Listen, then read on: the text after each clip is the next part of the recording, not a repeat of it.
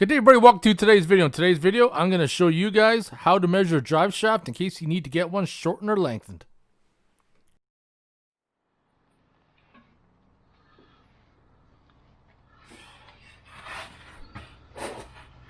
Alright, now I'm going to measure my drive shaft length.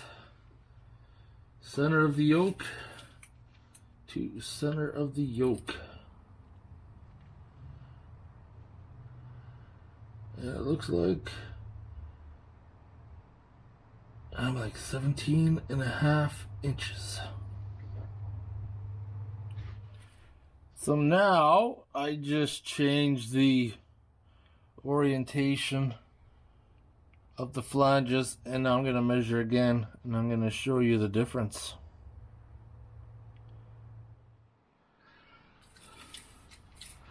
Now when you measure this way, gives me 17 3/4. So depending where you measured from, gives you a different angle. 17 3/4.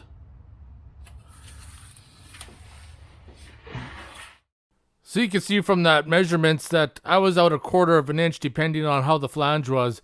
And now this drive shaft has a lot of slip yokes. I was just measuring it up and see how much I had. You know, 1/4 inch difference isn't that much, but if you don't have a lot of slip yoke to deal with, it could cause a pretty big issue. Now, for example, for my front drive shaft, I measured it at 40 1/8 from yoke to yoke, and you can see just in its natural state, it's sitting already too long. And with the yoke pushed all the way back, I have about 1 inch.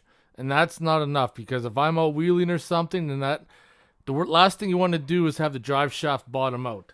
So I got the new drive shaft back, and it's installed. And when I got it back in its natural resting position, it was at 40 1/8, and I have a lot more room now. It fits up nice. I'm not going to have any issues out there when I'm out wheeling now. So I hope you guys enjoyed this quick video on how to measure a drive shaft. It's important to have your yokes in the same orientation when you measure them, and that'll give you the most accurate reading. I'll see you guys in the next video.